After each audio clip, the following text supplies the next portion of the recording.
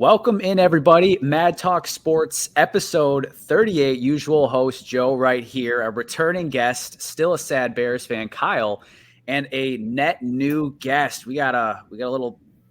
I wanted to say threesome. I don't know if that's appropriate. We got a trio, big three, triumvirate.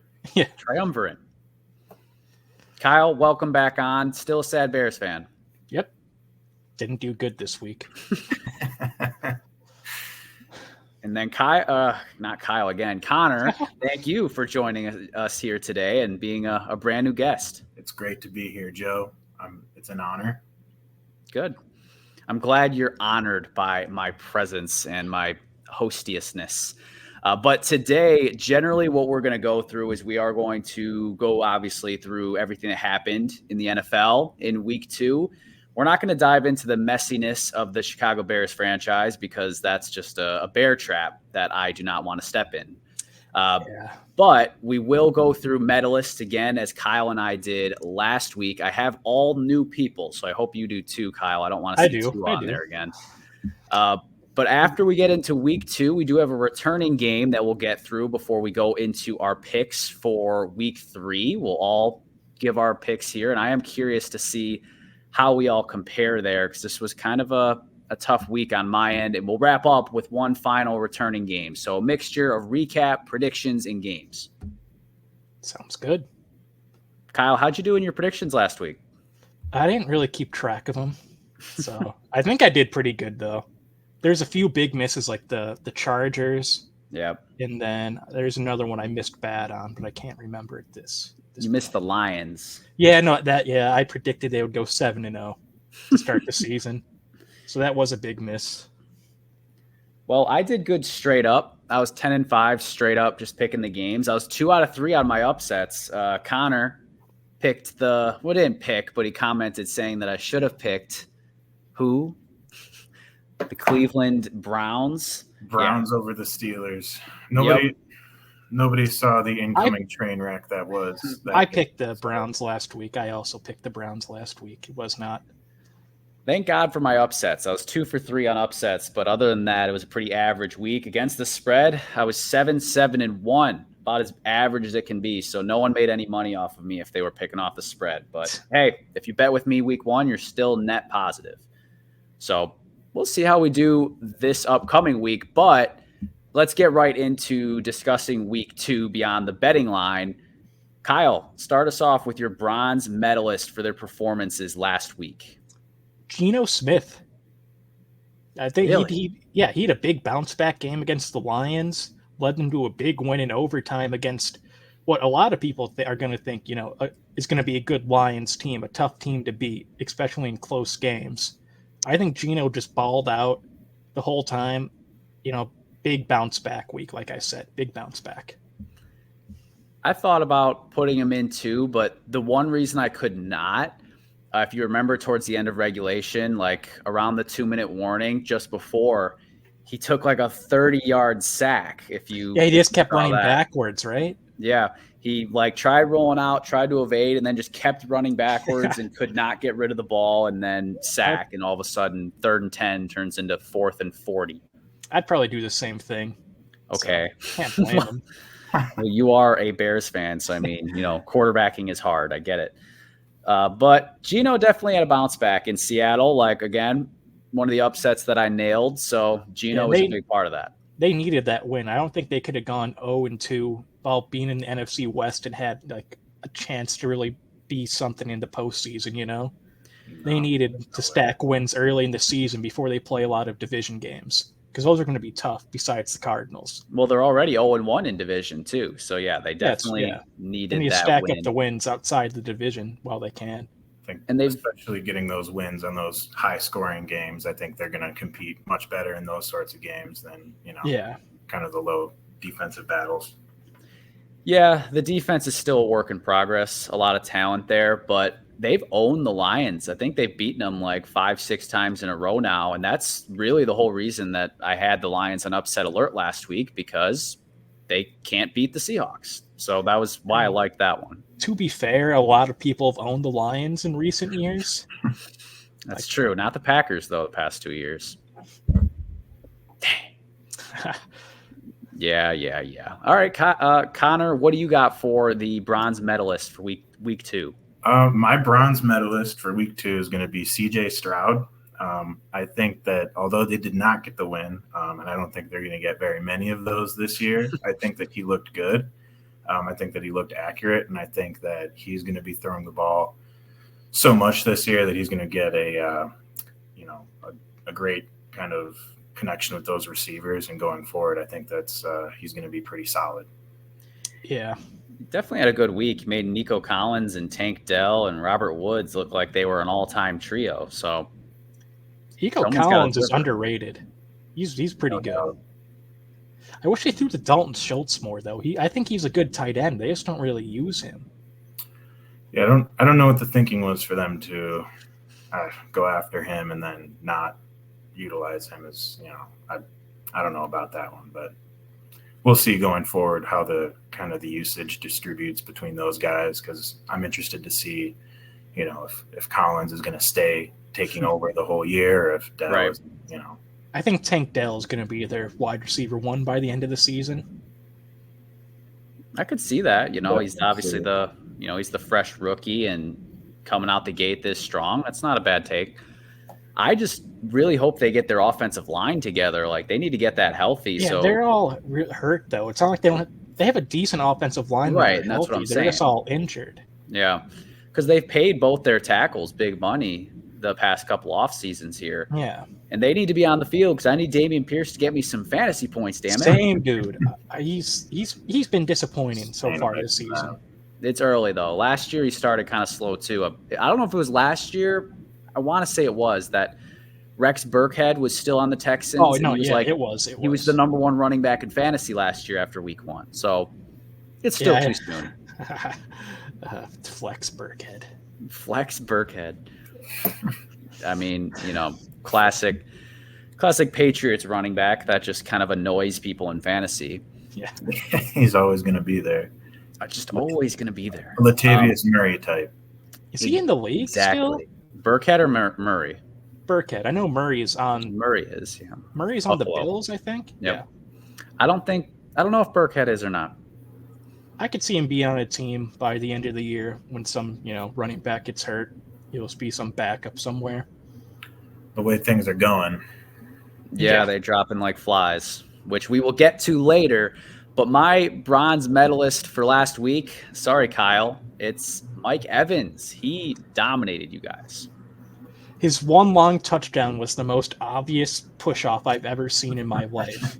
He went two-hand pushed Tyreek Stevenson's back and just ran 70 yards with the ball after because there was no one near him. And then he ran out of gas. Right, that was the play where he kind of he had the big breakaway, but then he just ran out of gas towards the end. I don't know if Kyle's freezing or just not answering. You guys are freezing for me, so that was. It'd be like that. Yeah, but no, sometimes. That was it was a long touchdown play where it was a pretty obvious push off. Yeah. Well, but Baker looked really good that game. He did. I thought about giving it to him, but Mike Evans just kind of turned back the clock and looked like how he did for the past 10 years now. So Mike Evans for me for the bronze medalist. And just edging him out, I kind of cheated at the silver medal. I'm giving it to two people. I'm giving it to both of the B. Robinsons, Brian and Bajan. They both equally had dominant games in very different styles. And, they're kind of the source of a lot of memery when it came to fantasy leading up to the season. It's like, oh, you drafted the wrong B. Robinson. Well, spoiler alert, they're both good. Yeah, turns out when Brian Robinson doesn't get shot in the leg before the season, he's pretty good. Many men. Watching, you can go ahead. Watching Bijan Robinson run all over the field, I think, is one of the most fun things you could possibly watch, but it really sucks to watch it happen to your team. Yep. So it's going to be a lot more fun watching him all the rest of the weeks. Yeah, he could do that to the Buccaneers. I don't care. Absolutely. Yeah, no, I mean, it might be. But shout out to him. I think he had such an awesome game, and he's such a good sport. Watching him out there, it's hard not to cheer for him. Yep. Couple of dogs. Agreed. All right, well, let's continue the snake order. Connor, what do you got? Silver. All right. So for my silver medal, I think I'm going to go ahead and give it to Jordan Love. I think that Jordan Love had he didn't have the greatest second half.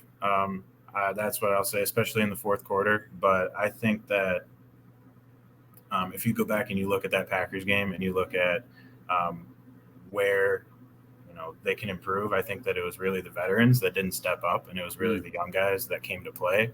And after kind of going back and rewatching, I think that I'm very impressed with how calm he looks, and and just how confident he is. And every time, him going out there without Watson, without Bakhtiari, and just having that kind of beat up squad, and still coming out throwing 6 touchdowns in the first 2 games. Not to be a homer, but yeah, no, that's going to be my silver medal. Well, now that we see how bad the Bears are, 3 touchdowns against the Bears might only count for 1. Are you guys worried? Bears defense. Yeah. What, Kyle? Are you guys worried Bakhtiari is not going to play on turf at all this season? Maybe, but the most recent reporting since that rumor of it being about the turf is that he did have a flare up in his knee, which is more concerning. Yeah. Not good. Either way, he's going to be missing some time on and off this year, which is concerning, because I do think our left tackle position was getting eaten alive that whole game. Love faced a lot more pressure than obviously you guys gave him no pressure in Chicago. So this was the first time he saw real pressure, and I will say he had some misses as a result of it. There were some meat on the bone that I wanted him to finish off on some of the plays where he, didn't have a ton of time, but also couldn't really evade the rush. So that'll come with time. But yes, I am concerned about Bakhtiari and now Jenkins too, missing time. Those are our 2 best O-linemen. I think Jenkins missed a lot. Was that last year he missed a lot of time, or 2 years Both ago? of them are always out. Every year? Yes. And it's been a rough run with those guys. It seems like we can never get them on the field at the same time, too. We can always get one or maybe the other, but getting that offensive line healthy all at the same time is just it's a nightmare. Yeah. And the good thing is that we draft and develop O-line very well, so we usually have suitable backups, but O-line could be our strength, not just an okay part of our team. But Connor, I think you're right that the veterans didn't step up, namely A.J. Dillon. I thought was very disappointing. He missed a lot of holes, lost his feet, had some false steps. He just didn't look like a good running back, which is unfortunate. I feel like that's how most of his Packers career has been, though. He's not he was a 2nd-round pick. I feel like he hasn't lived up to being a 2nd-round pick.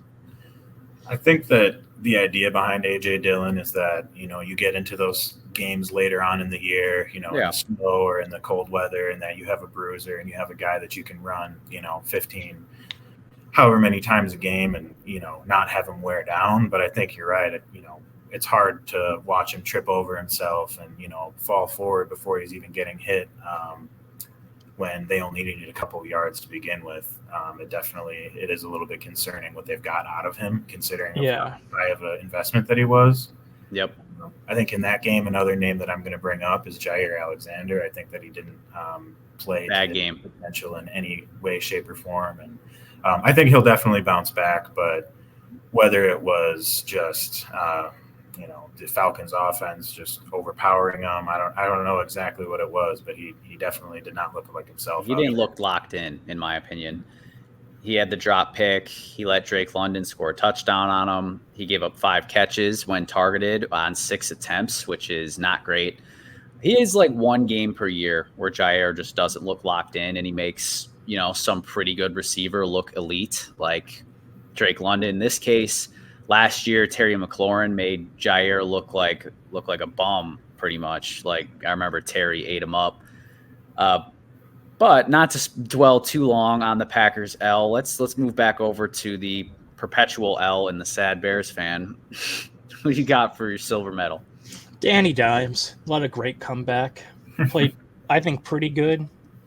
I don't know. He had some bad throws, bad decisions, but I think overall he played pretty good. I think he had 2 passing touchdowns and a rushing touchdown. Yep. Really led their comeback. Even though it's only against the Cardinals, a 28-point comeback and a half is insane, you know? Vanilla Vic running yeah. out there. Yeah, he really locked in. I think he looked pretty good that second half. He definitely did. He was someone I thought about. I figured you'd have him in there for sure for a medalist. His second half was amazing. Yeah. I couldn't get him a medal just because, second half was one of the best we've seen in recent years, but the first half it's like he didn't show up. So to me, it evens out, and, you get the W, and that's what they needed because they're about to take a fat L tomorrow. Yeah. But who you got taking the gold? I got 2 guys. I got TJ Watt and Alex Highsmith. They won that game for them Monday night. I think they both had a sack and a touchdown. Yep, they did. So yeah, they won that game. Without them, they lose, Without Absolutely. even just like one of them, they lose that game. Yeah, and then Connor's hitting me up in the comments about how he's right about the Browns. They're by far the best pass rushing duo in the league. I don't think it's even close. The closest would be the team they went against. Yeah. Right. Or then the Cowboys. Parsons and Lawrence. I'll tell you, those Cowboys. Dangerous. Yeah, but I think Highsmith is so underrated. I think he had 13 and a half sacks last season. And I don't know, you can't really block both of those guys, That's why there's such a big... And they had 6 sacks overall as a team, which, is pretty good. Yeah. Because when you got those guys, that frees up everyone else on the line or linebackers to blitz, because they're focusing on the 2 edges the whole game. I think they open up that whole defense to be great. Even though some of they don't have the best linebackers, but they kind of make up for that on passing plays when they can get pressure on the quarterback so they don't have to do as much. And I just think they're the best pass rushing duo in the league. That's fair. Kyle, you spelled Drake wrong though when writing out your name, talking all this Steelers. I hate their offense. Their offense sucks. Oh, terrible. They had -7 offensive yards in the fourth quarter. I saw a stat today. They have 0 rushing yards after contact so far this season. Ouch. Yeah. Ouch to my fantasy team with Najee. I don't know if that's our league or a different league, but that's a great pick. And it's an interesting situation. Yeah. Matt Canada needs to be fired. I have cousins that are Steelers fans, and a few of them were at the game, and they can confirm fans were chanting "Fire Canada." And I don't think they meant for us to attack our northern neighbors of Canada. We could. It'd be fun. Wow. But I don't have much to add, Kyle, because I just put a blanket statement of Steelers defense because they won that game, but exactly for all the reasons you said. So nothing to add. So I'll give the floor back to Connor. All right. So you'd kind of mentioned one of mine, this gold medalist guy. So I'll kind of go with the 2 that I was thinking. So the first one that you'd mentioned already is going to be Bijan Robinson.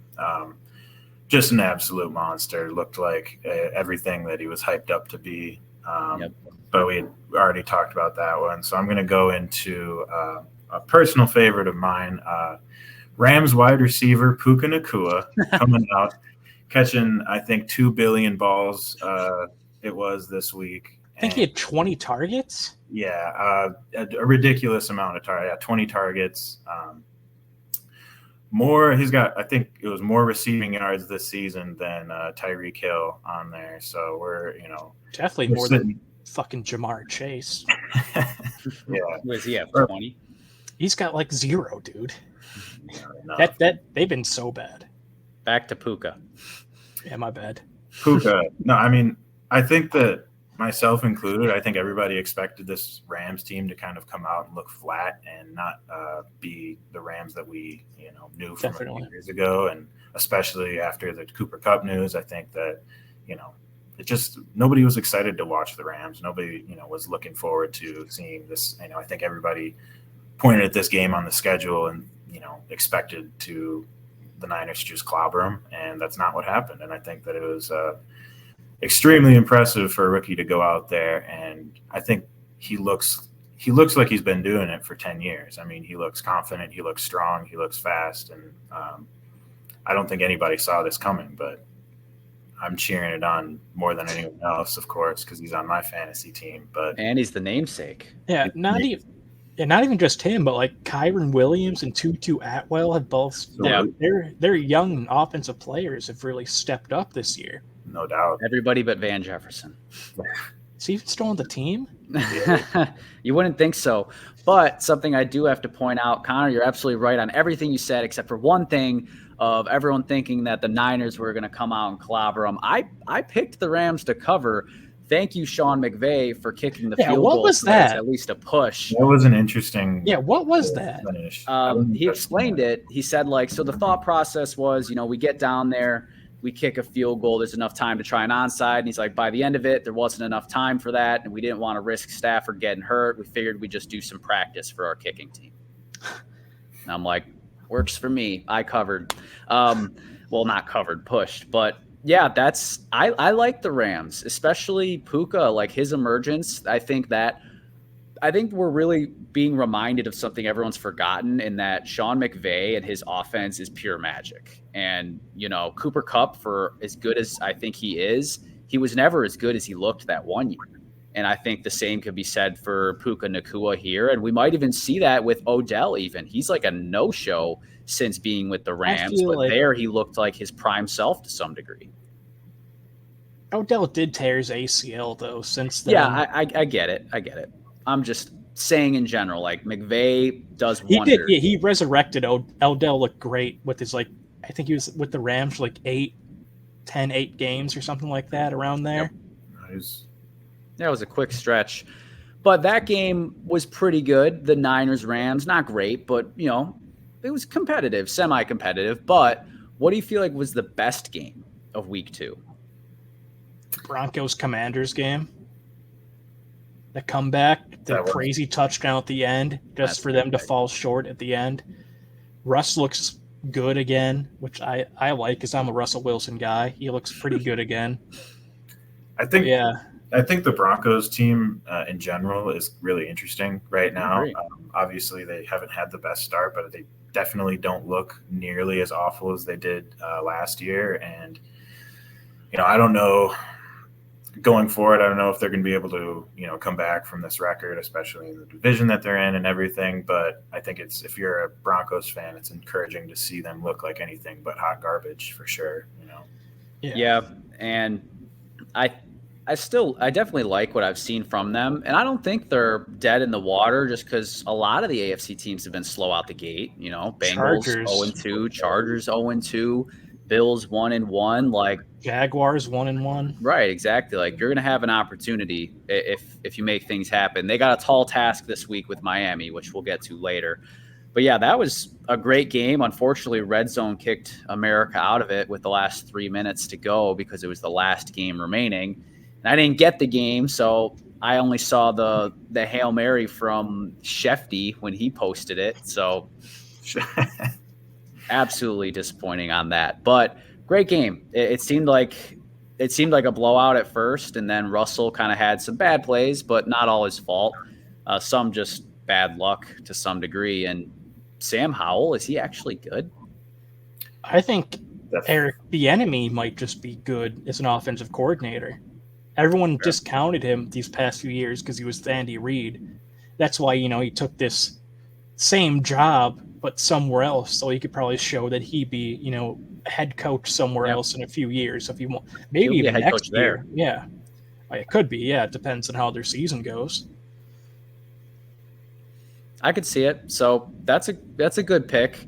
And personally, my favorite was Seattle-Detroit just because of the back and forth nature of it. It was never lopsided. To me, that was my favorite game to watch, and because I got to be right about it, of course. So that always helps. Yeah, no, I definitely enjoyed the Detroit-Seattle game. I think that it was. I mean, it's always fun to watch those guys go out there and sling it, and throw for 1,000,000 yards. And touchdown there at the end by Lockett was real exciting. That was always, it's always cool to watch him get his. And yeah, nothing more classic than watching the Lions lose heartbreaking fashion in Detroit. Just right. It's like, it's what is it? Death, taxes, and Lions heartbreak. It's like those are the 3 rules of life. That's right. The Lions did get a few big injuries that game. Montgomery's going to be out for a few weeks, and then Chauncey Gardner-Johnson might have tore his pec and might be out for the season. Christ. So, that's tough. Yeah. I know Amon-Ra is also dealing with the turf toe issue right now as well. So I monitor that going forward. But yeah, no, that's a huge loss for them, no doubt. And they can't. Huge loss. You hate to see it. Team that's just perpetually snake bitten. Just like the Browns with Chubb and the Jets with Rodgers, and then the Bears are just snake bitten by being the Bears. It's not necessarily injury, unfortunately. In terms of injuries and just bad things happening, 2 of the most brutal weeks that I can remember in the NFL. Yeah, back to back, or just like the nature of it to like almost ending team seasons to some degree. We obviously got the news with the Browns that they did bring in Kareem Hunt. So, Hunt and Ford, they might be able to get by. How do you feel about like their season looking forward now that Chubb is gone? Don't like it. Watson kind of sucks. Yeah, I think going into the season, I was excited to watch just their offense run. I was excited to watch the defense go to work. I mean, they have pieces all over. They brought in Elijah Moore, hoping to use him. Amari Cooper, Deshaun Watson. Elijah Moore has been looking pretty good so far. He has. I think he's been getting targeted. They use him kind of like Debo. They use him in the backfield a lot too. But I mean, I think it kind of justifies his gripes with the Jets a little bit. I can understand why he might have been upset there if he wasn't being utilized, and now we see that he can be utilized in a good way. But yeah, I mean, I think Deshaun Watson just he looks flat. He doesn't look nearly how he did in Houston, and I think he's gonna lead the league in face masks. Yeah, nobody's feeling too bad for him at this point. So. I've never seen a quarterback with that many unnecessary roughness penalties ever. Never. Yeah, no doubt. But since we're talking about the Browns already and Nick Chubb being hurt, it's a theme for running backs this year. Saquon Barkley, he exited with an ankle sprain. We're all glad that it's nothing like season ending. Eckler's been banged up. But specifically with those 3 guys, Chubb being I think he's second highest paid running back behind McCaffrey. With Chubb being out, with Eckler and Barkley, who were both clamoring for contracts and they didn't get it. And they didn't get it for this reason. Running backs, short shelf life, high risk of injury, and that's just money gone. Do you feel like the increased injuries here of star running backs, does that hurt them even more in their contract talks moving forward? Or does this give them one more reason as a community to kind of make a stand for each other and kind of like have a strike, if you will? I think you got to kind of throw Chubbs out the window because that's like a freak injury. I don't like Eckler. I think he has like some soft tissue injury, right? Sounds right. Yeah, and then Barkley just sprained his ankle. Those are some injuries that will put you out for a few weeks, but I don't think that. I don't know. I don't think it hurts them too much in that fact because every position kind of they'll just miss weeks in the NFL. People just get hurt. It's such a physical game. You're just gonna get injured and miss a few weeks. I don't think that hurts them too much there, but I could see why the owners will be not wanting to pay them if their backups come in and just kind of produce the same as they would, though. That's right. Where I think that's the point that the owners kind of are making, and the GMs are Saquon, you're out, but Matt Breida comes in and he's rushing for 100 yards in this game while you're gone. It's great. We're willing to pay you.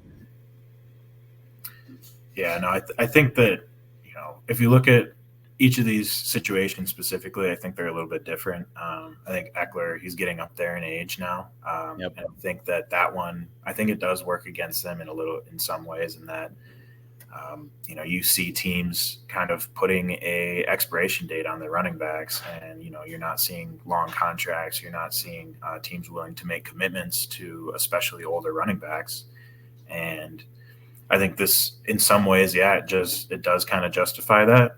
But then you also look at an injury like Nick Chubb, where I don't think if he was 21, that would have made any difference. No, it happened to him when he was that age, didn't it? When he was at 2015, Georgia, right? 2015. And it was the same knee, I believe, right? Yep.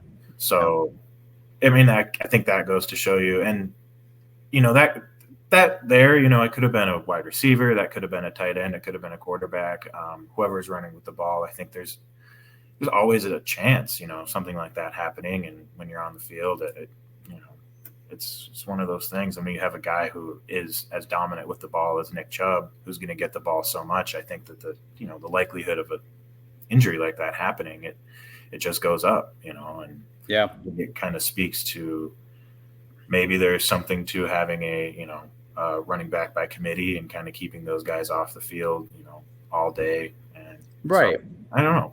Especially as you see the success of the running game for teams like the Eagles, who it seems like it's every other week someone new, or the Dolphins, even more so, where Raheem Mostert looked like he was running against the Packers defense in the NFC Championship game again.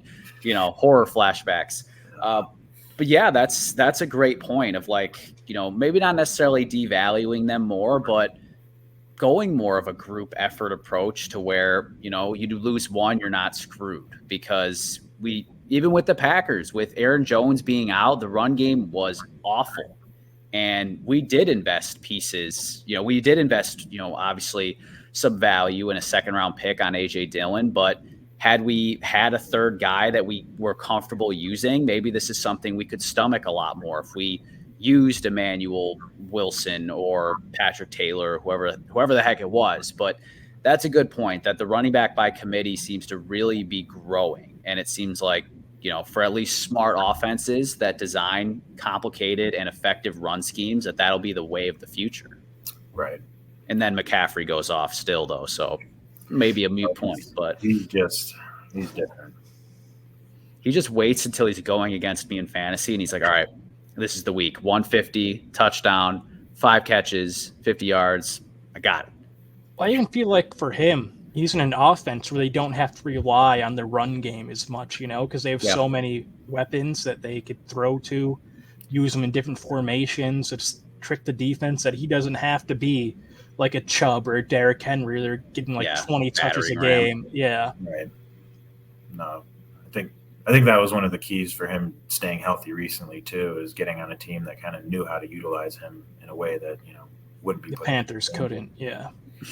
Classic. Who would have thought? But speaking of teams who know how to utilize people, let's talk about the Dolphins real quick. We just mentioned them briefly.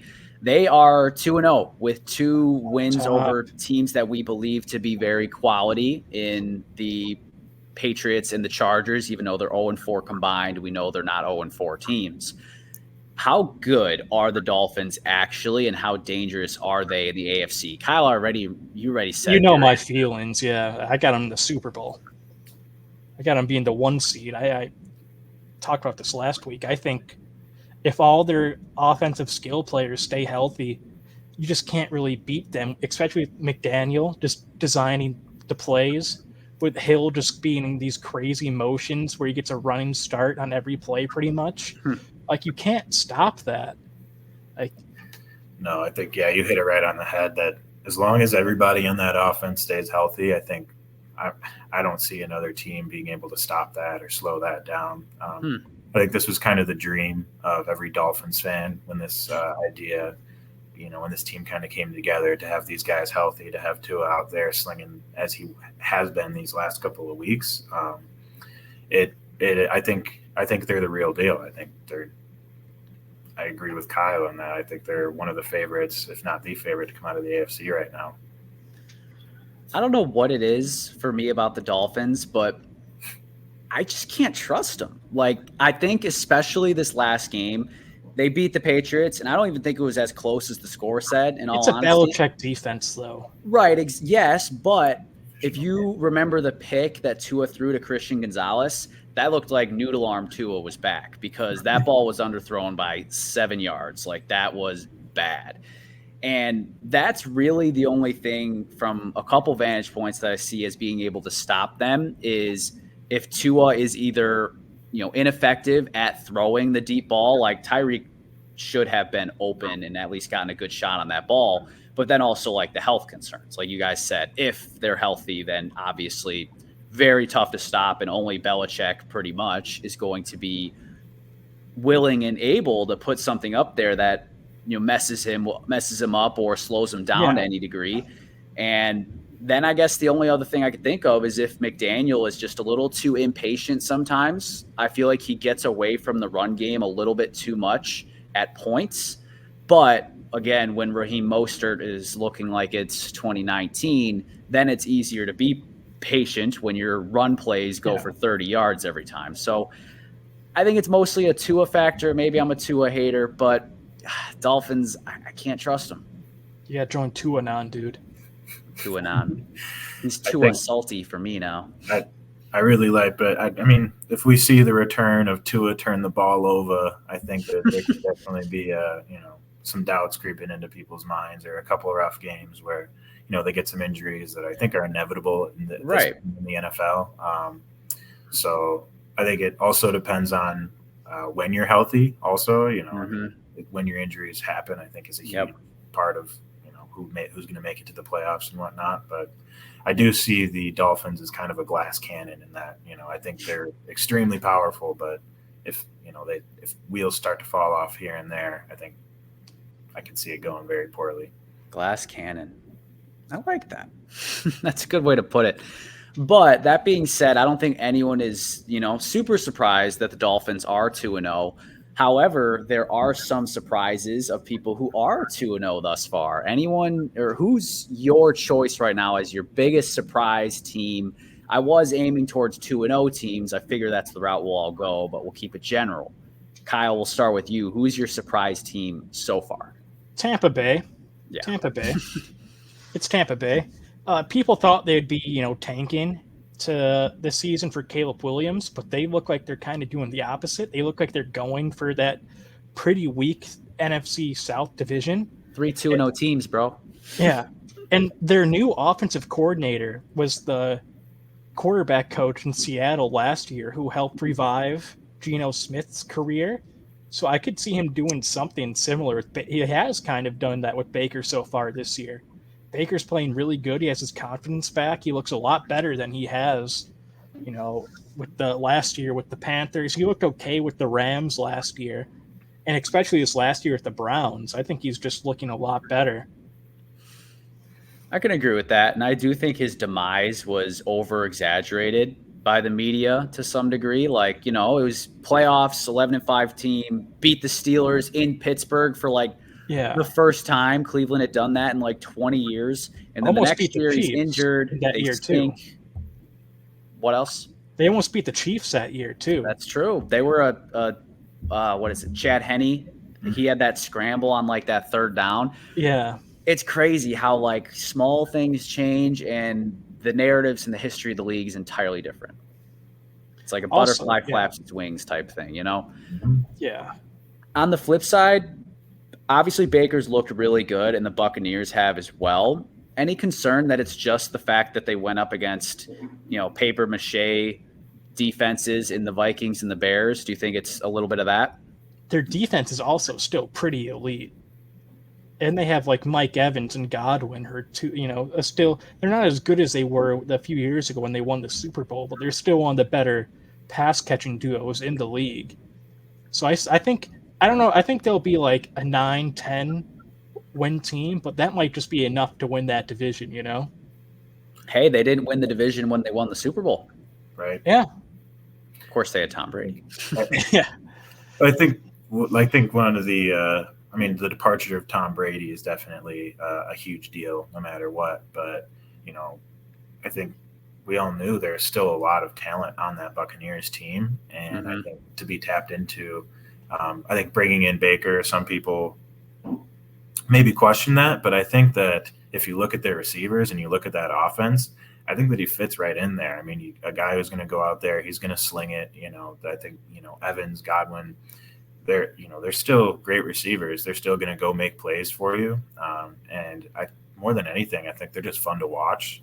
They're a scrappy team. I think that's one of the best ways I've heard them described is just I agree. Scrappy. They just get after you. And I could definitely see them making a run for that division, no doubt. I'd like to see how they look against some higher quality teams for sure. Oh yeah. But yeah. Well, your wish will come true as this week they've got Philly. So there you go. Right. But yeah, that was my surprise team as well as Kyle. They were in the Caleb Williams sweepstakes. It's like, they were tanking. It wasn't that long ago that Baker was in a QB competition with Kyle Trask, who we all know is terrible. Right. Yeah. So, surprise. But this week I'm definitely really interested to see how they do. And I'm curious on your guys' thoughts on how that game will go this week. But before we get into week 3, this is like my favorite segment ever. Trash Day. And what Trash Day is we're throwing things out. It's Trash Day. For me, Trash Day, I put cans out Thursday night. They come Friday morning. So we're going a little early here, but we've got, 4 Trash Day topics here today. First of which, what team are you guys ready to throw away? And I added a caveat. You cannot choose the Texans or the Cardinals or the Bears.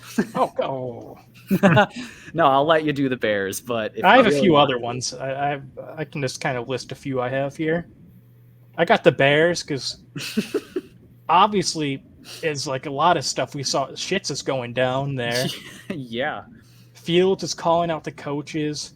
Some stuff might be going on behind the scenes. It's just not a good scene right now. I don't think the team. It reminds me a lot of the Trestman years, which were really bad for the Bears. Oh boy. So yeah, them and I another one I had was the Patriots. Going back to last season, they're 2-7 in their last 9 games. I don't really, and they're in a tough division. I think I'm just kind of throwing them away. I don't trust Mac Jones. The Patriots, especially after watching that game. I don't know. Maybe it was just the fact that they were playing the Dolphins and everybody on that team runs, a 3-second 40-yard dash, but they just looked slow. They looked like they were not keeping up. They looked like they just didn't look up to date. I think I don't know what it is about them, but yeah, I mean, they don't quite look like the Patriots that we're used to. So, yeah. That's fair, and I think maybe they do look like the Patriots we're used to some degree, but that's the problem. Is that type of team the way they're built now? Yeah, they'd make the playoffs in 2015, but it's not 2015 anymore. It's just not. And that's already 8 years ago now. Patriots look out of date. They do look slow. At least silver lining for them, Christian Gonzalez seems like a huge hit. And, they seem like their draft has been better the last 2 years now after several years of struggling. So maybe they'll be on the up and up, but that's a fair take as far as throwing them away. They're missing an elite offensive player. They spent so much money for mid. Yeah, that's what everyone on their team, on their offense, all their skill players are, like you said, mid. They don't have someone that can win a big route at the end of the game or make a big catch or they got Cole Strange. Good. That was awesome. They should have just gave him the first down just because of how cool that was. You've got I mean, I think Mac Jones has looked good. He's been slinging the ball, but interesting emergence of Hunter Henry. How many years later after all the hype from him coming out of college, but yeah. If we're ready to move on, I've got a team here that I don't think many people might expect, but I am giving up hope in the Minnesota Vikings. Good. I think that their offense is the Minnesota Vikings offense. They're great. Justin Jefferson is a baller. Jordan Addison is a baller. Kirk's out there, but yeah, he's out there going, hut. But that defense, I just, they're giving up too many yards or too many touchdowns. How much more does Kirk Cousins have to do? And he's not going to last many more games out there getting hit the way he is. No. So yeah. I just really do not see, that Vikings magic from last year continuing. Everyone knew it was going to happen. They won too many one-score games for it to be. Oh yeah, it wasn't a sustainable, path. Yeah, that's what I'm saying. Yeah, I see it. That's Their the defense history is of that pretty franchise. old now too. Yeah, well, they let players walk too. Over the off season on offense with Cook and Thielen, and then I want to say they let defenders go too. Well, I agree with that, but still, kind of a changing of the guard year for them in some degree, and I think they'll be taking a significant step back. So I think they're doing a soft rebuild. I don't know. They always do. Every 3 years, the Vikings are like, "Hey, we're good. Hey, we're rebuilding. Hey, we're good. Hey, we're rebuilding." Yeah, and Harrison Smith will be there no matter what. The Vikings do have a very strange history of. It seems like they put so much into, these teams, and they get maybe 1.5 good years out of them, and then they're just in shambles, and their cap room and that their finances are doomed at the moment. So I don't know. Hawkinson looks good though. Yeah, he does. He does. Offense, in general, besides Madison. That's why they brought in Cam Akers. They just traded for him today. I don't know if you guys for a saw literal that. bag of chips. Yeah, I think it was a 7th round pick in 2026. Oh, Not even. They gave up a 6th for Akers and a 7th. So are you kidding me? So yeah, that's fair. And I'm actually throwing out a team that has a win. Raiders, goodbye. Yeah, no doubt. They're not good. No, but that offensive line is absolutely a Josh Jacobs took a huge step back so far this year.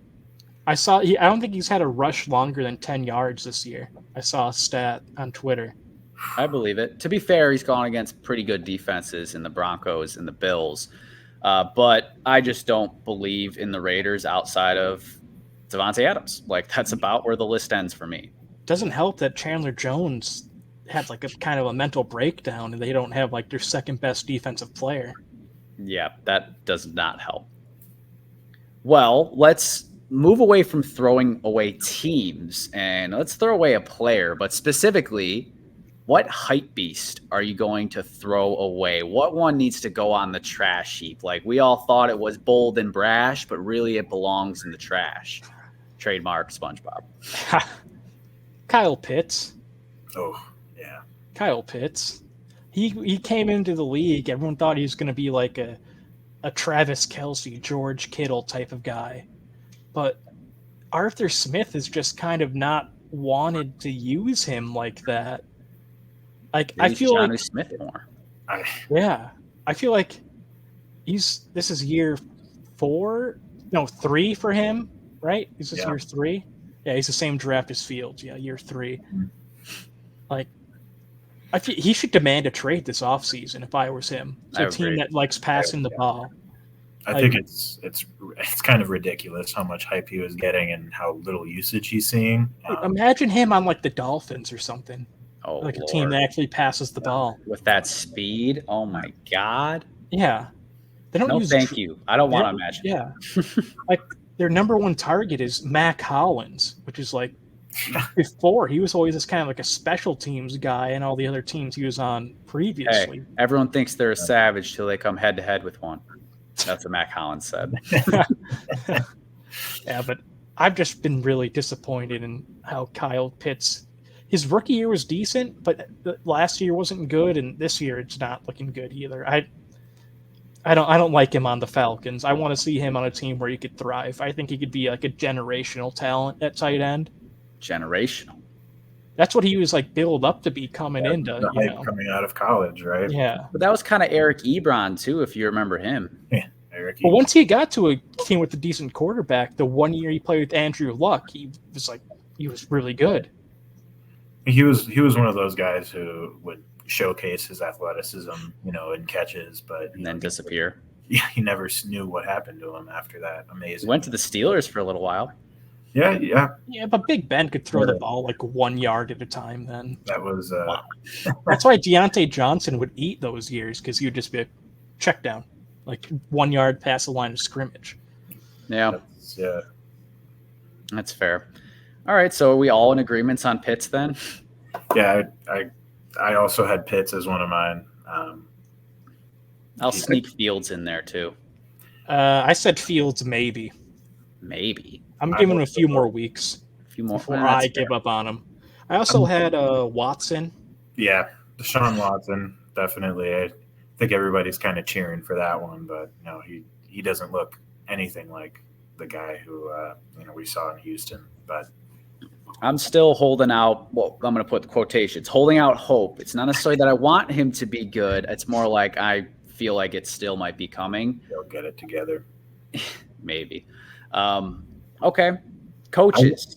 Go ahead. No, I was going to throw in one more honorable mention, not to beat up on him, but honorable trash. Ezekiel Elliott, I think. Oh man, one of those he's just done. He just looks like I honestly wouldn't be surprised if he's not on a roster next season. No doubt. Yeah.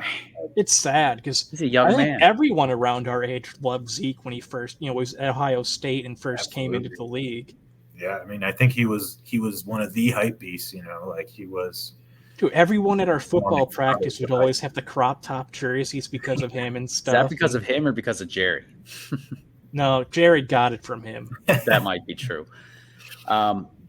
I've always just hated the hype beast, so I didn't like Zeke at first because I was always more of oh, it's all the O-line, So to me, his demise is not the saddest thing in the world, but surely, but now that everyone's hating on him, I'm like, come on, he's still 27 years old. Is he really? 27 or 28? Yeah, he's a young man. He feels so much older. I don't know if it's just because we've known about him for a decade. That is why, because he's been on the national stage, not just his NFL career being on the Cowboys, right from the jump, but Ohio State, obviously, the years beforehand. So, yeah, it is a wild thought. Kyle's mind just... I thought he was 30 by now. Not that far off, but, that's a huge cliff to go off of as a running back. Speaking of cliffs, I feel like there are coaches who might get thrown off of one, and I think we might all agree on this question too. But what coach is on their way to the can? Staley. Yeah, Staley. Got to be Staley, right? I mean, you have so much talent on that team. I don't know how long he can just underperform with arguably probably a team with the top 5 most talent in the league. I mean, both sides of the ball. How much more they can get in terms of talent, and you can only shuffle the pieces around so much until you look at who's running the show, and I really don't. It is shocking to me, and some of these games that they're in, it seems like they just got to put their foot on the gas and keep playing as they have, but they let the other team back in, and it's this vicious cycle where they just and then they get these injuries and they can't seem to stay healthy, and I don't know. I don't know what's going on. Yeah, another one of those franchises actually, that just has that kind of bad luck machine. And part of it, specifically for the Chargers, is being good or outperforming a team and still finding a way to lose, or having a good season where you have a good offense and a good defense, and yet you're 8-8, 8-9, whatever it is. I remember one year in the Rivers era, they had they were the only team in the league that had a top 10 offense and a top 10 defense, and they missed the playoffs. Yeah.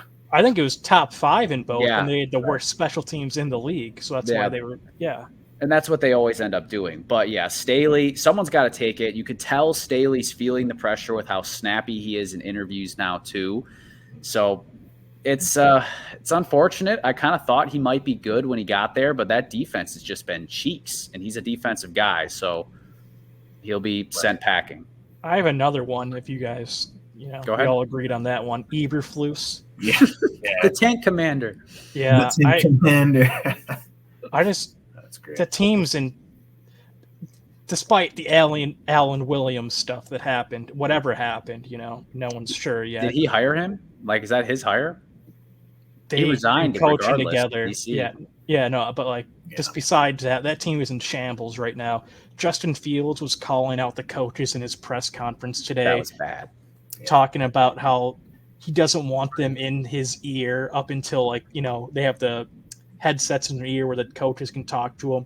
He's saying he doesn't want them in his ear up until they can't talk anymore because it just puts too much shit in his head he has to think about, and he just wants to go out there and kind of play.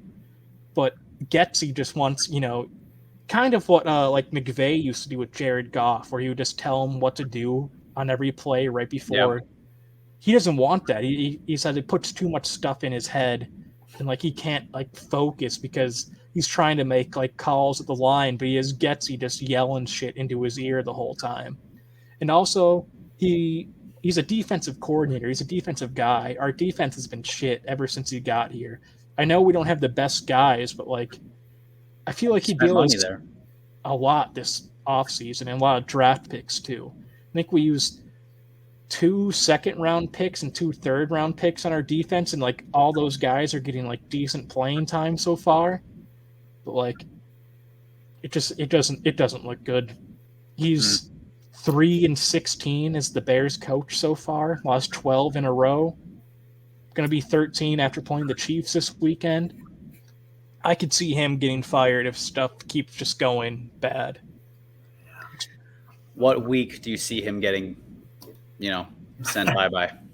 I could see by week 7-ish if we only have one win or even none at that point, which is realistic because we're one of the worst teams in the league, Do you think that if it's heading that way, do you think there's a chance that they move off field sooner rather than later, hoping to, open that spot up for Caleb Williams? Or I think they give Fields this whole year just to see if he has anything. If not, then move off of him for, Caleb Williams, Drake May, Quinn Ewers, one of those. Taylor Heineke. Okay, yeah. Mike Glennon, bring him back. That was a rough time. I still think you should have stuck with Andy Dalton. Andy Dalton, his year when he got playtime, the ball moved. We moved the ball. But everyone was like, no, Fields has to play right away. But which I also thought, but looking back, I was like, Dalton wasn't bad for us at all. The games we won that year, he started. He was the quarterback and played most of those games. So I feel like looking back, Fields should have sat that year, but Pace and Nagy wanted to save their jobs. They're probably like, oh, we got this young guy. Look what we can do with them. Yeah, that worked great. Yeah. Yeah. Well, Kyle, obviously you guys have a lot of reasons to be sad, and it is trash day, so it's fitting we spent 5 minutes talking about the Bears. But it wasn't that long. This last one's kind of a tough question. And it's specifically that way because I feel like every year we see some team that starts off strong and they fool us all into thinking that they're good, but really they're fool's gold and they should just be tossed aside. Right now, we have to play a little bit of detective here and dig through what we think is the good stuff and figure out what's actually garbage in disguise, specifically with the 2-0 teams that we have right now. We have to pick one as being garbage in disguise. They're not really that 2-0 team. You can start with this one, Connor. I've been taking most of the first action on the questions.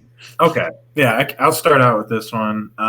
So this one's pretty tough. I think that I've kind of got 2. I think that the Commanders 2-0. I have that one. A little bit fraudulent. I think partially because they play in such a tough division, and I think that it's going to be really hard for them to make it out of that division. And I'm not calling them a bad team. I'm not saying that that they're going to have a bad season. I just don't see them, continuing, going undefeated. Got to play the Cowboys and Eagles 2 times still. Absolutely. Each. Yeah. And then I hesitate, but I do kind of want to throw the Saints in there. I also love the Saints. I do like the Saints, but I don't think that they're on, they're not making it out of the NFC. That's what I'm going to say. They're not going to compete with teams. Maybe that, I could see them possibly, making a run for the South, but I think that's a little bit fool's gold for the Saints. Yeah, they have a strong defense, but their offense is just, meh. They don't have Kamara, but still. Definitely, I want to see how they look when they get Kamara back. And Carr, he slings the ball, and they've got guys on the outside. But I have a hard time believing in the Saints as they're currently built. I also put the Falcons because I just need to see them have a convincing win against like a good team before I can that wasn't a convincing win against the Packers. Gave it to them. No. Yeah. And then they played the the Falcons specifically though. I think Desmond Ridder is trash. Yeah. I think he's garbage. I don't think he's any good. I don't. Yeah. And they actually remind me a lot of last year's Jets. To where defense is good and a really elite young running back, and they have a strong run game, but at the end of the day, you don't trust their quarterback play. So I could see them, starting like 4-2 or something like that, and then just all of a sudden falling off a cliff. That's really what they make me think of. The Falcons is that Jets team. Hey, plus the Jets beat the Packers last year. Could you see Heineke coming in to replace Ridder at all this year? If that happens, then I think they can actually be a playoff contender. Right. I think he's the only thing holding the back right now is currently. I mean, they've got weapons. They've got a great run game. They've got great offensive line, and their defense solid. But they had 2, I think, top 5 picks in London and Pitts. They just don't use. Heineke, put him in. He'll use them. Yeah. Maybe Arthur Smith just doesn't want to use them. Maybe. But also, that's probably why he doesn't want to play Heineke, is because Heineke's probably like, I don't care. Pitts is open. I'm throwing the ball. Right. While Arthur Smith is like, no, run. Wow. Yeah, it's tough, though, because obviously, you want to be lifting these teams up, but no, we're tearing them down. But now maybe we've got a better chance to lift people up, and that will be with the game picks. Week 3, game by game. I didn't get the spreads for these games in time this week, so a lot of them actually are moving up and down, which is kind of the injuries going on anyways. Yeah, we still got 4 days till the majority of the games. Right, exactly. I wasn't going to go through tomorrow's game of Giants Niners because I think we'd all be on the same page anyways. Yep, and Niners. I haven't been picking those games. But welcome, friends, to Joe Stradamus and Friends. Again, I had another strong week overall in the straight-up picks, so I'm going to keep rolling with this unless I get a losing record at any point. But as of right now, we are good to go. We will start off with the trash in disguise. Oh, I'm sorry. The Atlanta Falcons are visiting Detroit. Ooh. What do you got? Where's the game at? Detroit. I guess they're both in domes. It doesn't really matter. I think Detroit bounces back this week. I just think they're the better team, better coach team, have more talent on both sides of the ball. I think Detroit has a bounce back week. I think it will be a close game because both these teams kind of like to, run the ball a lot, eat clock. But I think the Lions will win this one by 3 to 10 points. Okay. Connor?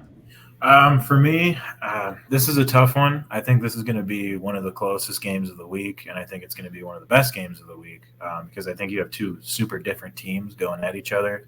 But I'm going to have to go ahead and agree with Kyle and say I think the Lions are going to pull it out. I don't trust the Falcons enough to go 3-0, and I don't not trust the Lions enough for them to lose these, to drop 2 like that. But so I'm going to go with the Lions here. This would be devastating for the Lions if they lost back-to-back games at home. Especially against bird teams also. Yeah, I was going to say, you guys are a Lion. You're supposed to eat the birds. I agree. So we're 3 for 3 on the Lions. I got Lions 27-20. So that means the Falcons are going to win. I know. It's like whenever you're watching TV and they all pick the same team and you're like, God damn it. Man. All right. Well, next up, this was one of the hardest games for me to choose. A battle of 0-2 teams. The Chargers are headed to Minnesota to take on the Vikings. Ooh.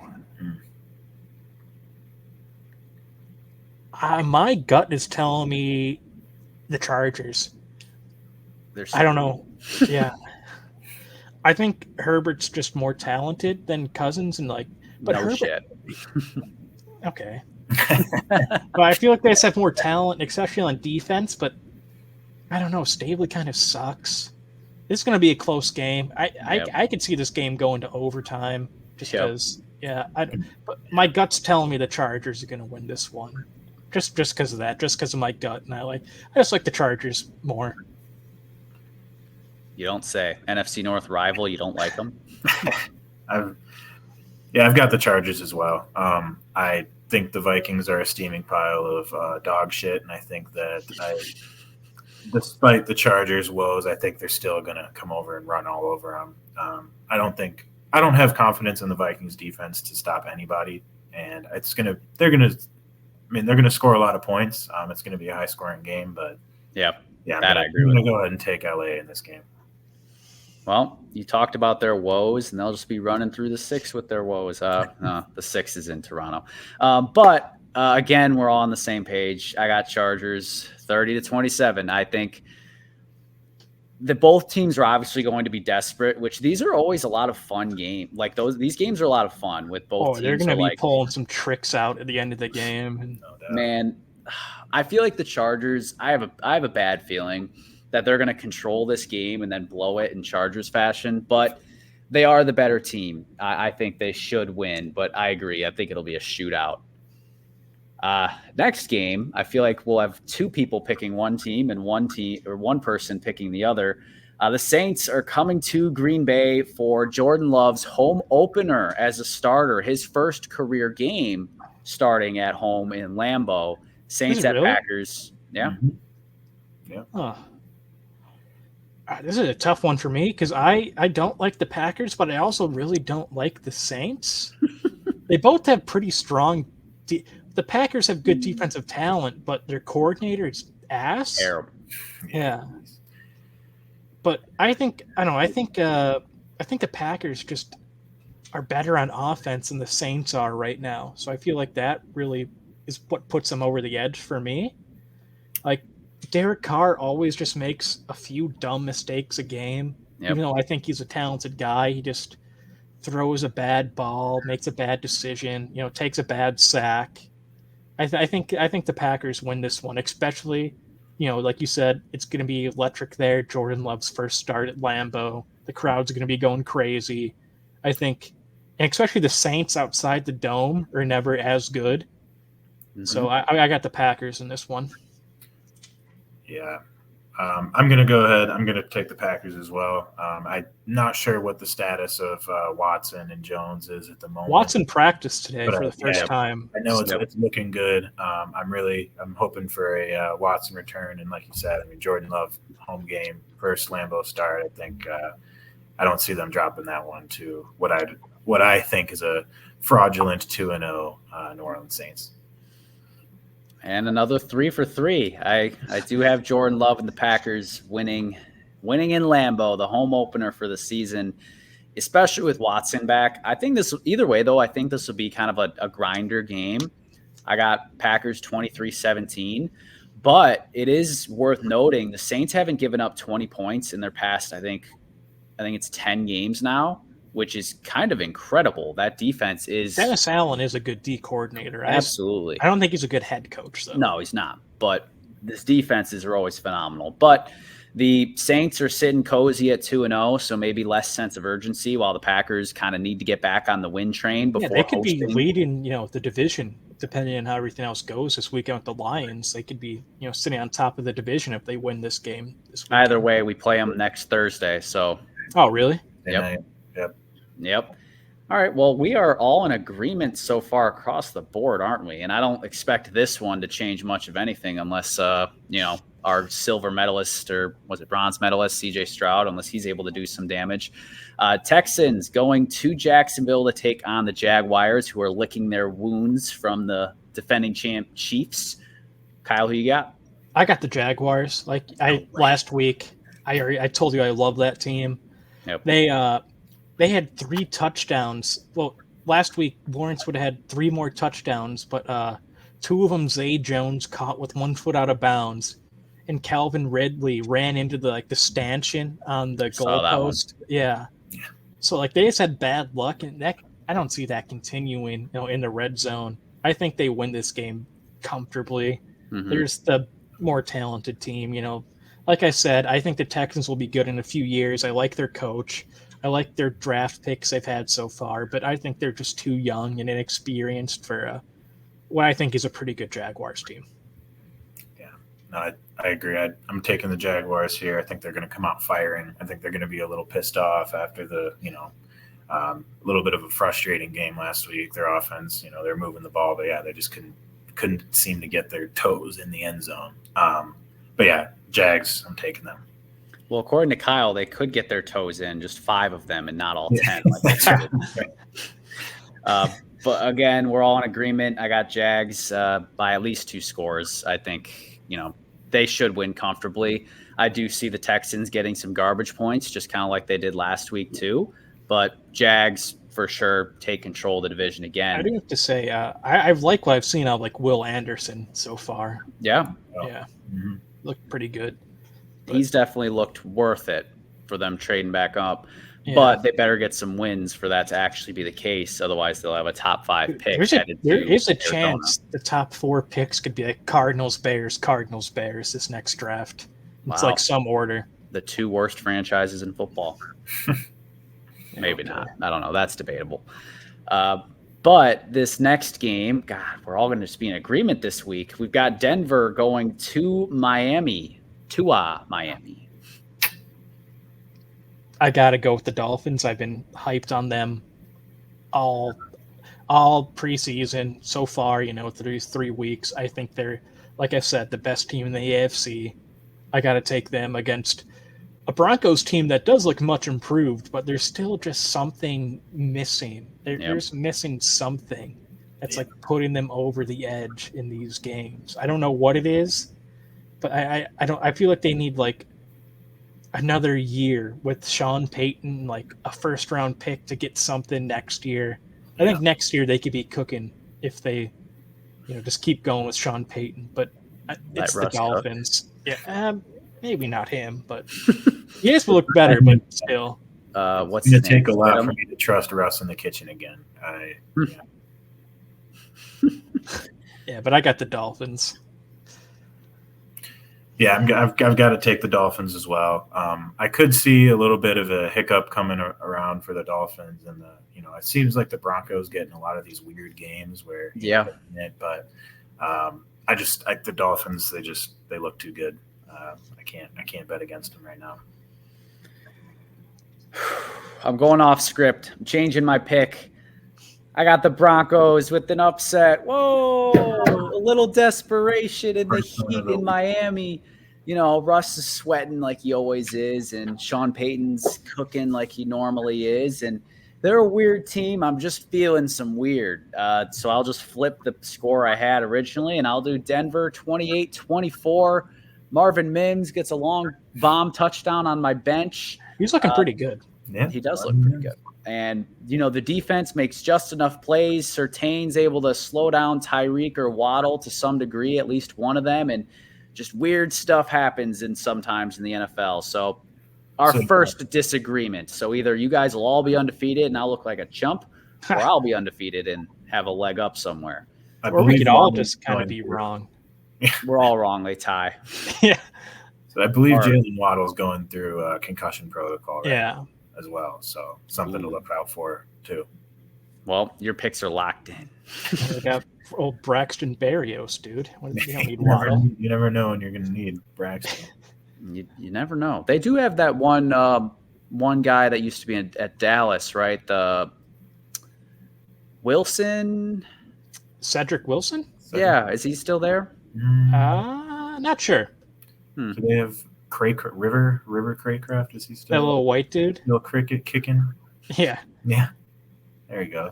He caught a touchdown week 1. There we go. Cracker Barrel. Get River in there.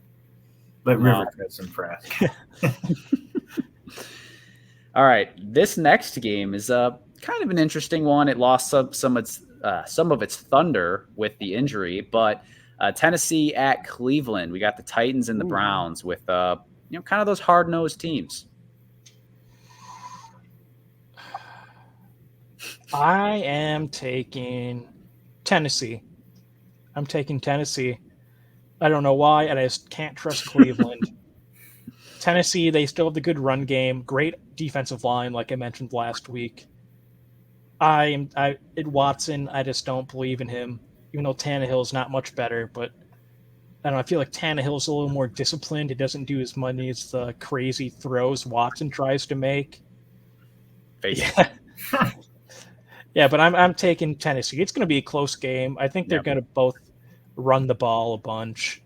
Big defensive matchup, but I think Tennessee wins this one.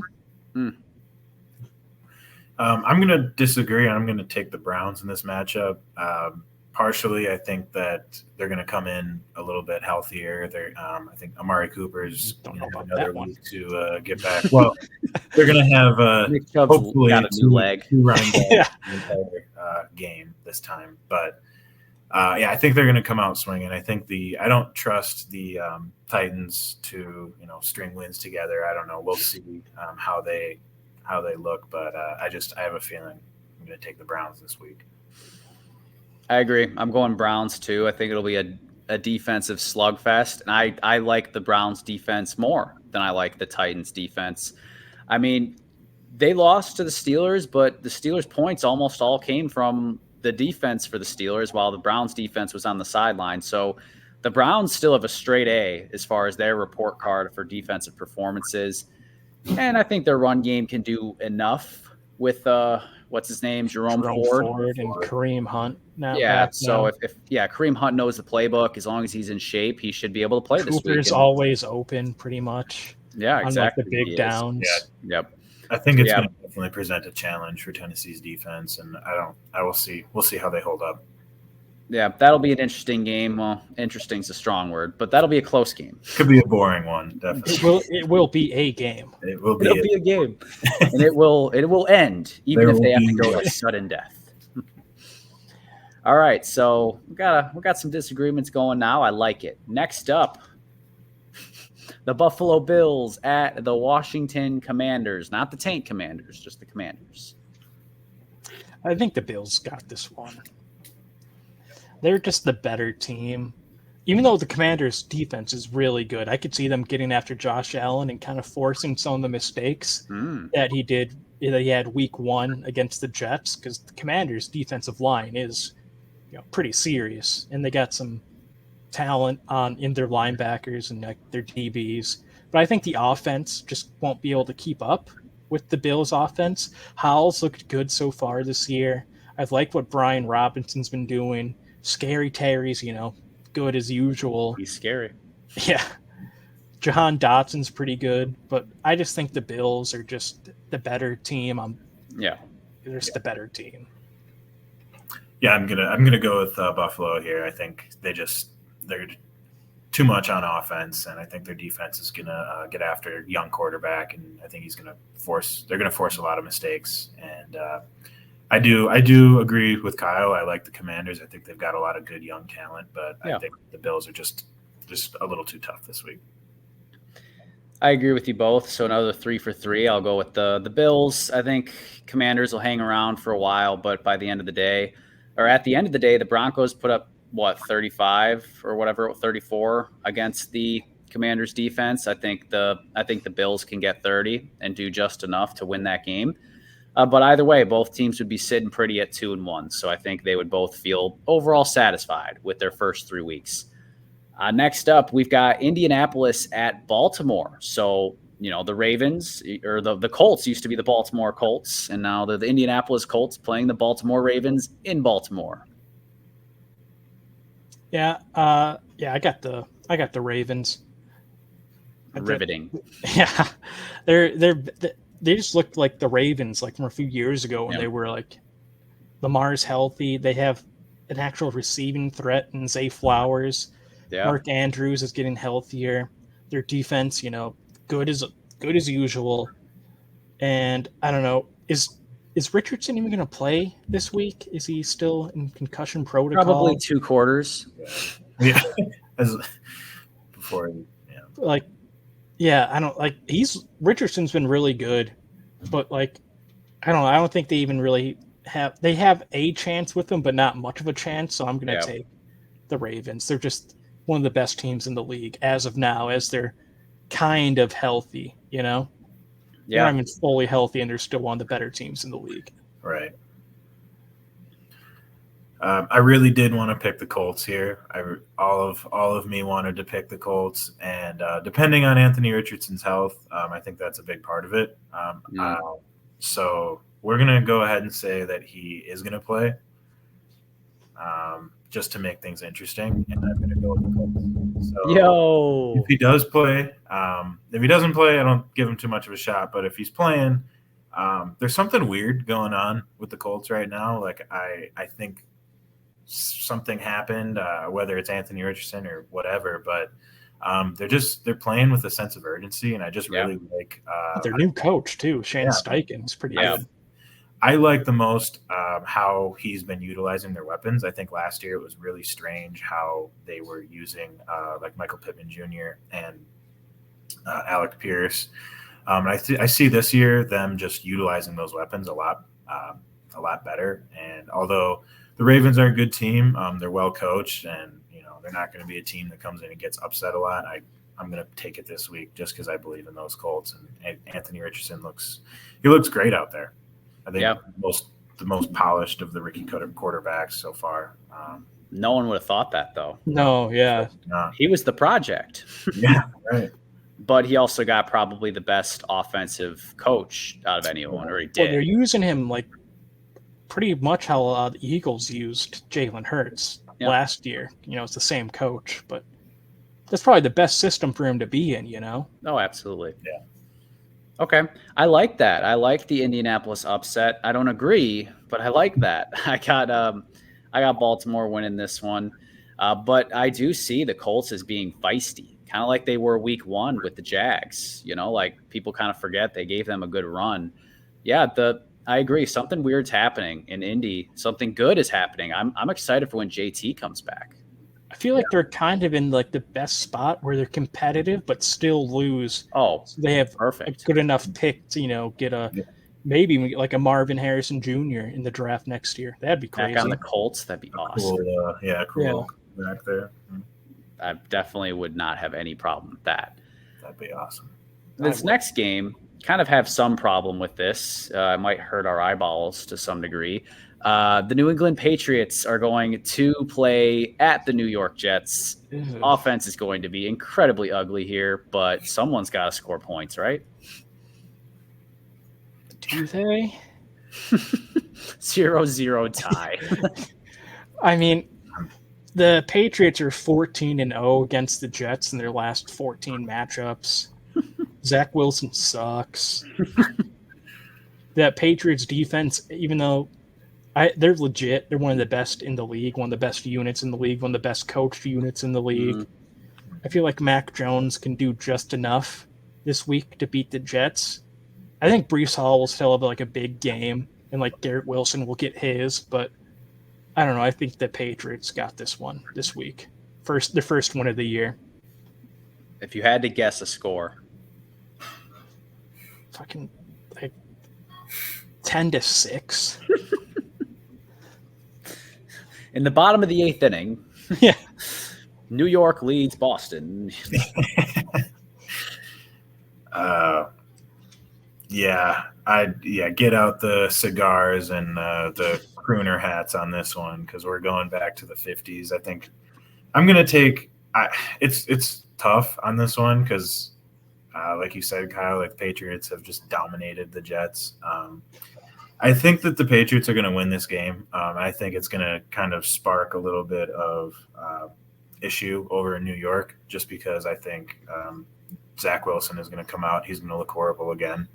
And I think the Patriots are going to win probably a score of, I'm going to guess 13-3. But yeah, I think the Patriots are just going to throw so much at Wilson. I don't think they're going to be able to get much going offensively. The Brees Hall situation is something to be monitored too. I don't know what exactly is going on with him. If they're just, I think it was just the Cowboys defense last week. Yeah, I mean the Cowboys are going to make a lot of teams look like that. That's no doubt. But I mean, the Patriots aren't, they're no slouches. It's not going to be an easy game. It's going to be tough. And if they don't, so I'm going to take the Patriots, but I'm not excited about it. Well, that would be good. They need a W sooner or later. Who else to do it against than the Jets? I got Patriots 17-13, ugly game. Next up here, though, we've got Carolina going to Seattle. Yeah, I think Seattle's got this one. Carolina's just they're either young and inexperienced or kind of like old and a little bit washed.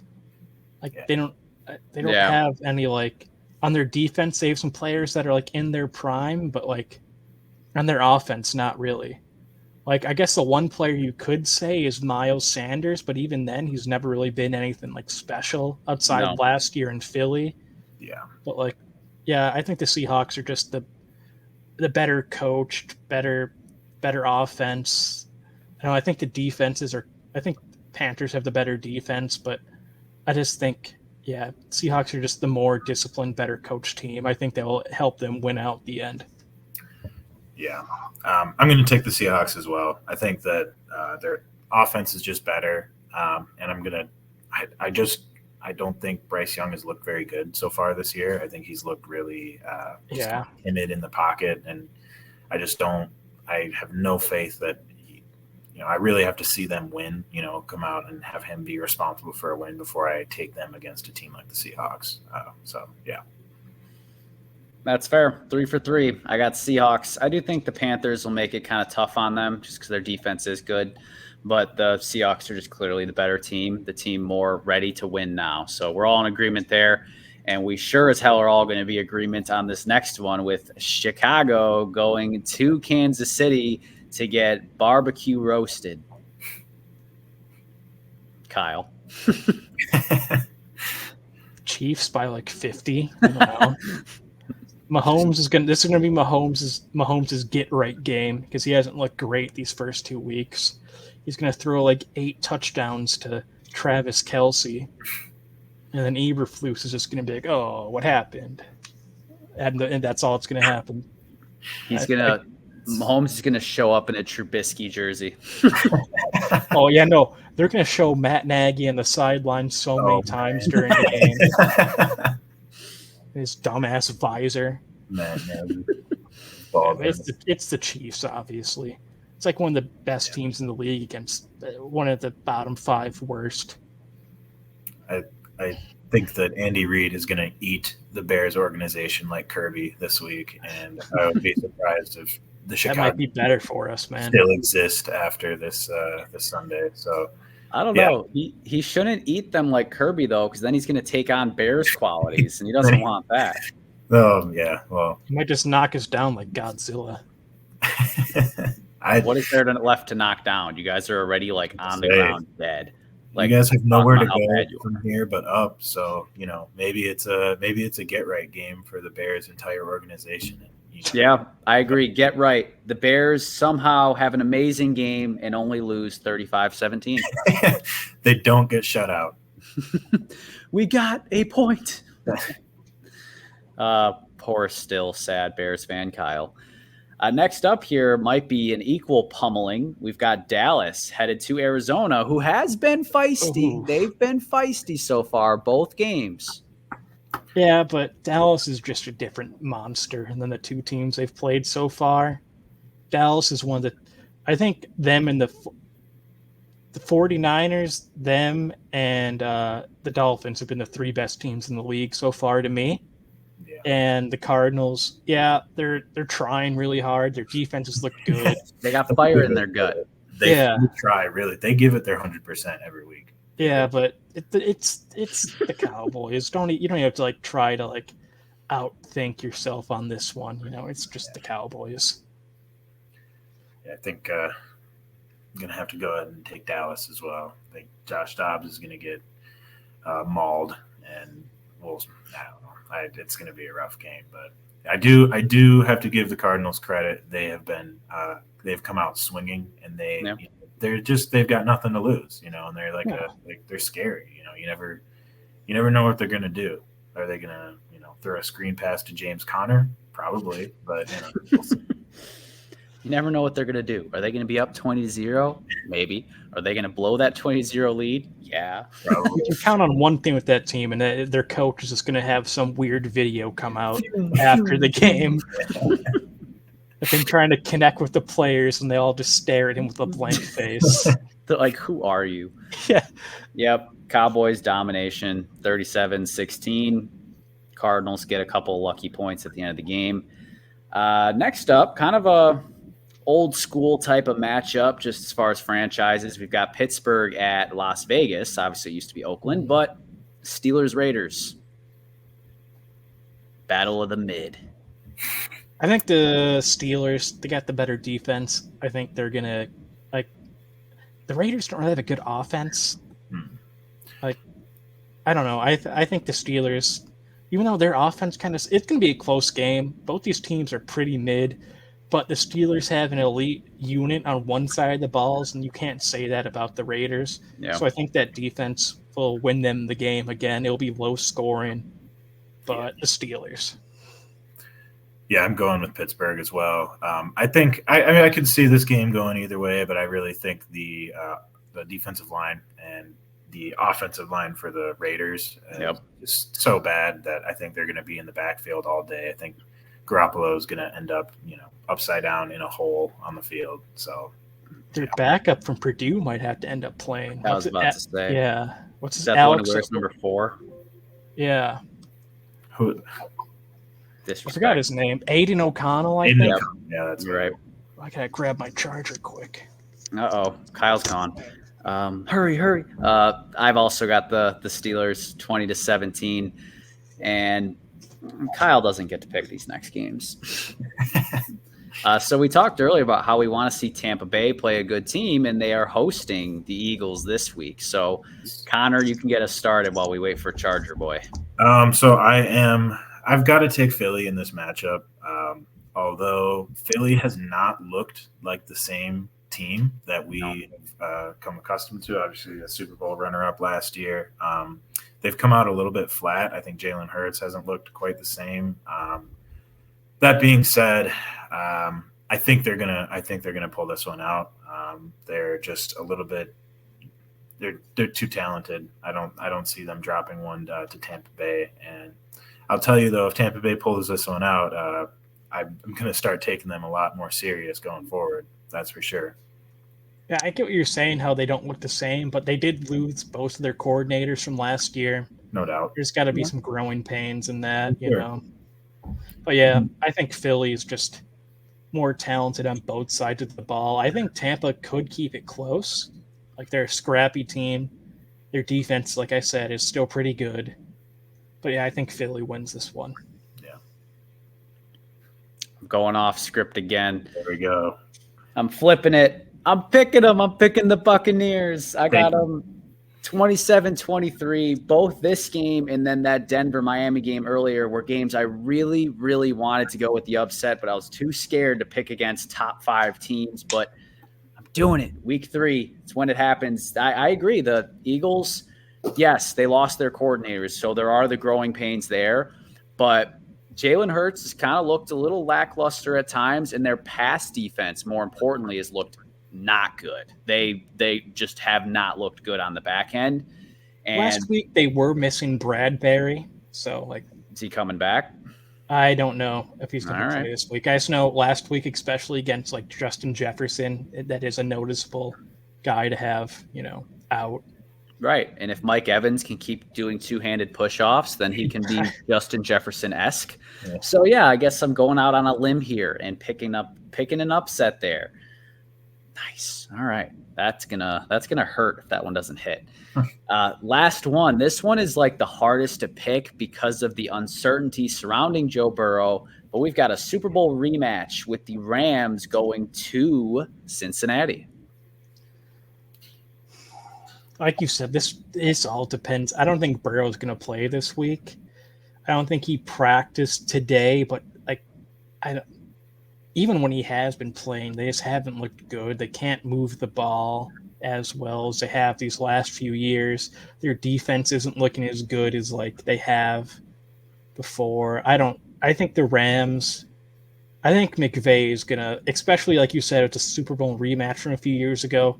I think McVay is really going to scheme like some stuff up this week to get Nakua open, and Kyron Williams is going to get his, and then Tutu Atwell, and Stafford's having a comeback season. Yep. So I think the Rams are going to win this one, even if Burrow plays. I think Burrow, they need to sit him for like, even though it might hurt, and they might only be like a wild card team if they do it, but I think he needs to sit for like a week or two to really heal up. Yeah, I think the Rams are going to come in, and I think they're going to punch him right in the nuts. I think the Rams are that's kind of been their thing this year. Like we talked a little bit about it earlier, but they're nut punchers. They come in and they hit you low, and it's, I don't feel that same fire and that same magic with the Bengals team from years prior. So yeah, I'm going to take the Rams in this one. They're rolling pretty hard. I don't think they are too discouraged after the loss last week, but right. Yeah, I'm gonna take LA. I agree. 3 for 3. I got Rams winning this one, and I didn't really know what to do with the score just because of the Joe Burrow thing. I penciled in 24-20, but I agree to some level that even if Burrow does play, like the Bengals might be in trouble, and I think it won't be like last year where they started 0-2 and then shook it off from there.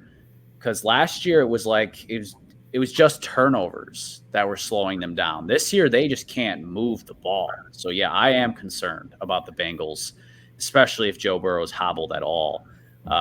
So we're all in agreement there on the Rams, and that'll wrap up our week 3 predictions, and that brings us to one final segment here. We're already over an hour and a half, so good thing it is quick and it's fast. It's mad fast. Our last segment here, a returning game. Rules, again, a little different. I've never done this for multiple people at once, but you guys are both going to answer. Let me see if I can drag myself down to the bottom of the screen, and there we go. Okay, so now I'm going to posture a question to you guys, and you have to answer instantly. And since it's both of you, the pressure's even more on because you can't just be sitting there. Nope, it's got to be quick. We've got. So do we both answer each question, or do we both answer each question, okay, and then I'll clarify in case one of you guys if you guys talked over each other and it was hard to tell. So 7 questions here. We will go really quick, mad fast. First of which, true or false, the Browns should have just kept Baker Mayfield instead of getting Deshaun? True. I would agree. Damn. Amazing. It costed them 3 first-round picks and $250 million. Guaranteed 250. Mm-hmm. Brutal. True or false? Bears will have the number 1 pick again. True. False. Oh, is it them themselves, or is it the Panthers pick? Because I could see it being true. Is that we're thinking about saying the Bears? Yeah, I think false. I don't think we're the worst team. Once you find out you are, what is it going to be? Still very sad Bears fan, or the saddest Bear fan? I don't saddest. know. Saddest Bear fan. Yes or no? This is Bill Belichick's last year. No, even though you guys were ready to throw him away. He doesn't want to go out like this. I think he's going to coach until he can't anymore. I think they're going to have to physically remove him from the sideline. Did you see his challenge throw or his challenge flag? He stared right at the ref and then threw it. Threw it right in front of his face. That was great. He's getting a little old and angry and senile out there. He's been old and angry for a while. Yeah, that too. Now Yes or no? Yes or no? This is Kirk's last year in Minnesota. Yes. Yes. Ooh, I would agree. Man, yes. I can get a Kirk jersey again. You had one before? Yep, Redskins. I was a big Kirk fan coming out when he was coming out of college, just because one of the years he had beaten Wisconsin. I was like, oh, that Cousins guy's pretty good. All right, these last three are who questions, so leaving a little bit more, on the spot thinking, if you will. First one, who will win the NFC North? Packers. Vikings. He said the Vikings. That was okay. Yeah, I think they can turn it around. I still think they have a pretty good amount of talent on that team. Wow. I was not expecting that.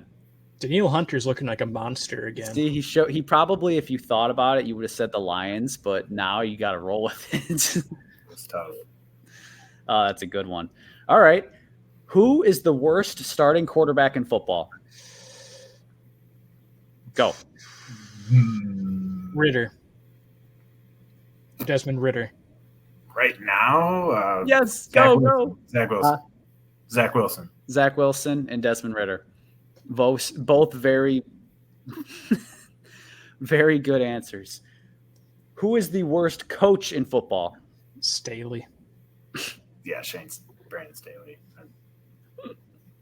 No or Eberflus. I would say Eberflus just to be different. But Staley, that team has expectations and should be good. They should be good, but they're not. Yeah, I think there's one very, very hot seat right now, and he's on it. Yeah, for now. Right. There will be more hot seats right now. As the season goes on. Yeah, probably. Yeah, that's how I think. That's like average, like 7 coaching spots usually open up around there. Sometimes more, but it's usually like around 6 or 7, I think. If I had to go back and like research, I have to think.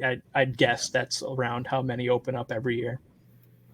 All right, last few things here. Word association. So I'm going to say a name or a team, and you have to say the very first word that comes into your mind. All right? First word or first person. Tua. Good. Little. Good and little. No salty. He does judo now, dude. He's just a little dude. He's just a little guy. I don't know. He's thick. Next person. Mike McDaniel. Genius. Nerd. No vape. Do you remember that from the playoffs last year? Yeah. Vaping on the sideline. All right. Travis Kelce. Goat. Reality TV. No Taylor Swift? Hey, man, you just said first word. Yeah, I know. Those ones are actually kind of fun ones I didn't have originally written down, but I always wanted to try the word association one. Well, that'll do it for Mad Fast. And since we are way over time, I will have to thank you guys for your time here today joining. Yeah. Fun as always. Yeah, it was great. Thanks for having me on, Joe. Yeah, you guys brought some good stuff. So I appreciate you both coming on. Kyle, 2 weeks in a row as a sad Bears fan. Connor making his debut. And Drake will actually be coming back soon. Whoa, he's been gone about a month. He should be back within the next month. So we're excited about that. Thank you, everyone, for joining in. Check us out on YouTube and Spotify and Instagram at Mad Talk Sports. Give us your thoughts and let Kyle and Connor know how they did here today, too. I better hear some good stuff this time. Everyone told me I sucked last time. I got a bunch of hate DMs. Keep the hate coming. No. And all the usernames are like different variations of Joe Skursky. Like, hey, if you ain't got no haters, you ain't popping. All right. Well, that'll be a wrap. Thanks again, guys. Yep. Thanks, Joe.